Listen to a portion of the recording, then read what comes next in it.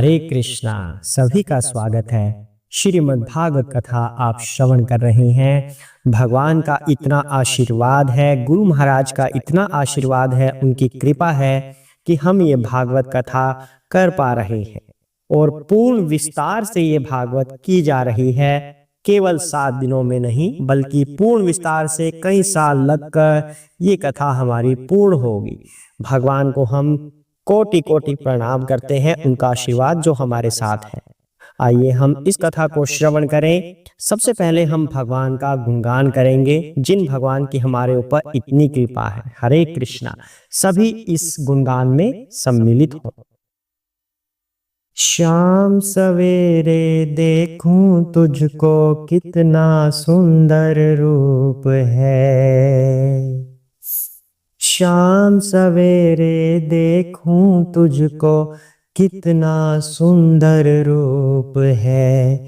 तेरा साथ है ठंडी छाया, बाकी दुनिया धूप है। जब जब भी इसे पुकारूं मैं, जब जब भी इसे पुकारूं मैं, तस्वीर को इसकी निहारूं मैं। मेरा श्याम आ जाता मेरे सामने, मेरा श्याम आ जाता मेरे सामने।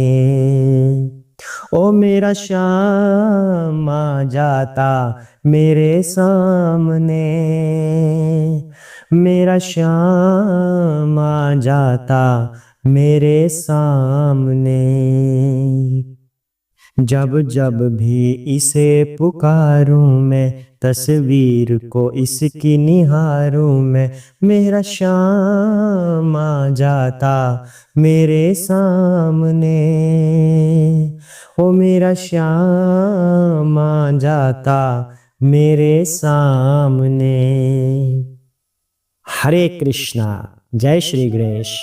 शिव शंकर भोलेनाथ, पार्वती माता की जय हो, सरस्वती माता की जय हो, हनुमान जी की जय हो, श्री कृष्ण राधा माता की जय हो, श्री व्यास देव की जय हो, सूत जी महाराज की जय हो, सुखदेव महाराज की जय हो। जय श्री प्रभुपाद, जय हो चैतन्य महाप्रभु। हरे कृष्णा। तो पाठ आगे बढ़ाते हैं। अभी तक पाठ में क्या चल रहा है? सूत जी महाराज बता रहे हैं श्रीमद् भागवतम के माध्यम से कि हमें देवताओं की पूजा से बचकर हमें केवल और केवल भगवान श्री कृष्ण की शरण ग्रहण करनी चाहिए। क्योंकि अगर हमें मोक्ष की आवश्यकता है तो मोक्ष हमें देवता नहीं दिलवा सकते, मोक्ष हमें श्री कृष्ण ही दिलवा सकते हैं। प्रणाम हमें सभी को करना है। जो कृष्ण का भक्त होगा वो किसी दूसरे देवी देवताओं से ईर्ष्या नहीं रखेगा, किसी से कोई द्वेष नहीं रखेगा। वह सबका आदर सम्मान करेगा, सबको प्रणाम करेगा। सभी देवी देवता पूजनीय हैं क्योंकि सभी भगवान के अंश हैं। तो इसलिए सभी देवी देवताओं को प्रणाम भी करेगा, लेकिन स्वामी श्री कृष्ण को ही समझेगा और उन्हीं की आराधना करेगा। क्योंकि भगवान श्री कृष्ण ही केवल एक ऐसे हैं जो मुक्त है, और जो स्वयं मुक्त हो वही हमें मुक्ति भी दे सकते हैं। इसलिए देवी देवताओं की शरण की बजाय भगवान श्री कृष्ण की शरण हमें ग्रहण करनी चाहिए, ऐसे सूत जी महाराज बता रहे हैं। आज सूत जी महाराज हमें बताएंगे कि जीवों को कैसे भगवान प्रकट करके उनके शरीर में प्रवेश करते हैं, वो जानते हैं। हरे कृष्णा। इस भौतिक सृष्टि के प्रारंभ में उन श्री भगवान अर्थात श्री वासुदेव ने अपने दिव्य पद पर रहकर अपनी ही अंतरंगी शक्ति से कारण तथा कार्य की शक्तियां उत्पन्न की। हरे कृष्णा।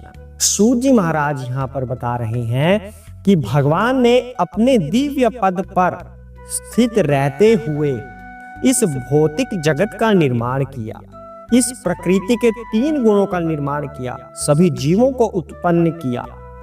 तो जो ये भौतिक प्रकृति है इसमें क्या क्या है? प्रकृति के 3 गुण हैं।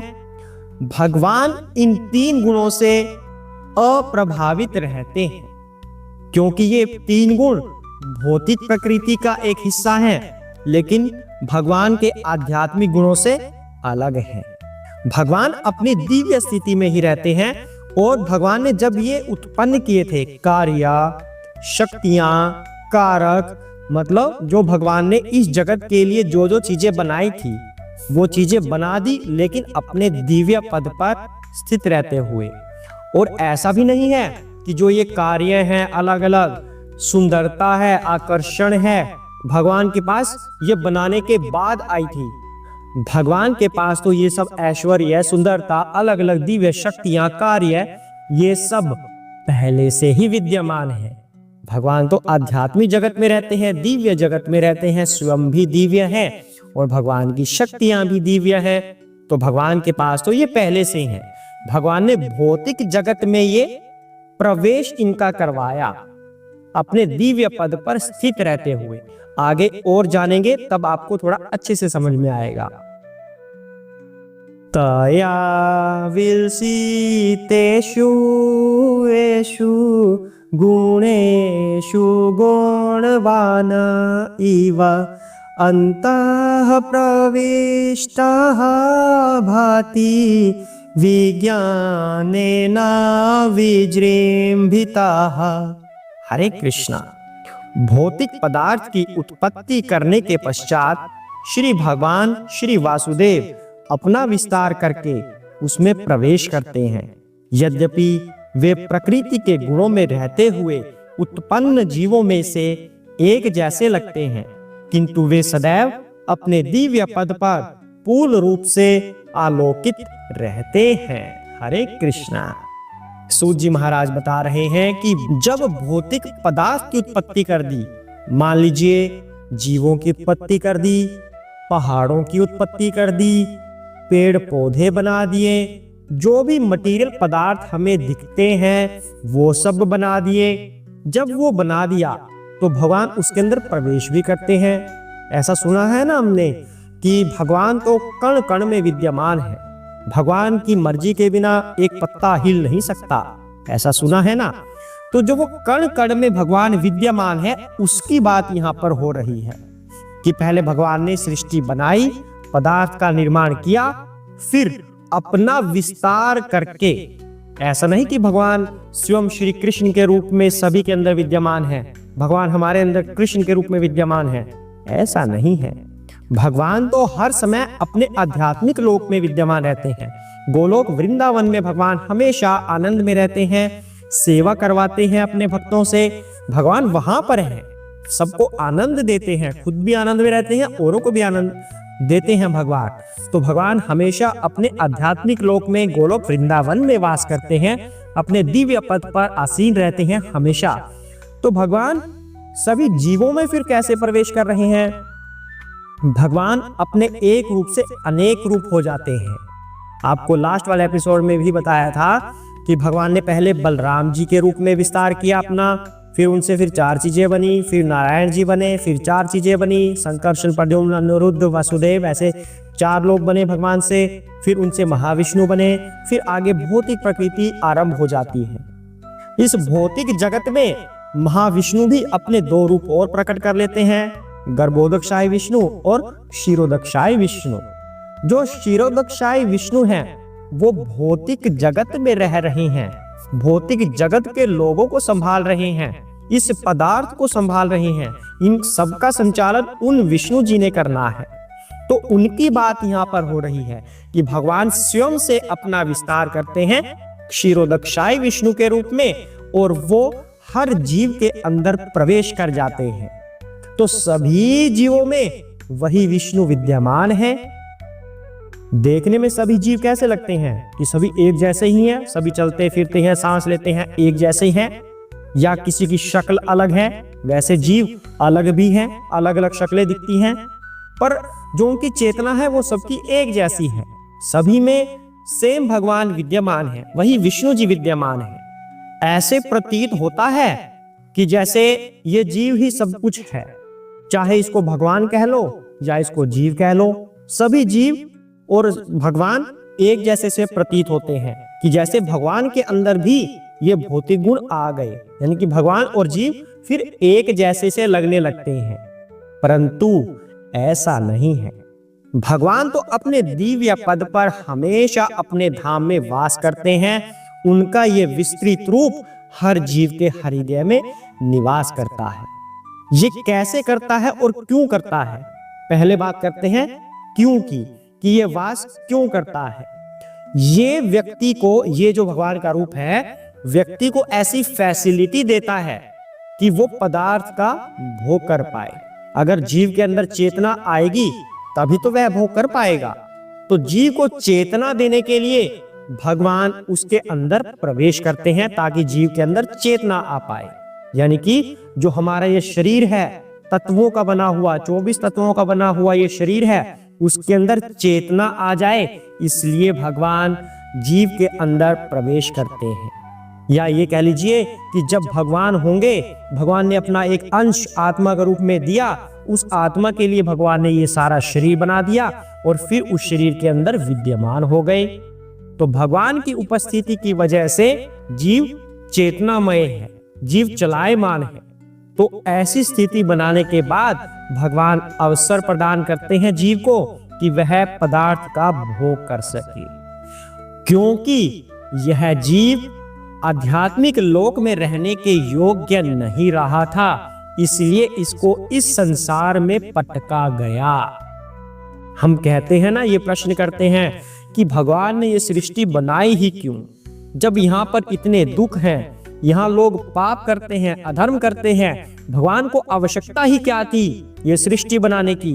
तो उसका उत्तर ये है, यहाँ पर दिया जा रहा है गुरु महाराज के द्वारा, कि व्यक्ति या जीव भगवान के पास रहने के लायक नहीं रहा था, इसलिए उसको ये दुनिया दी गई।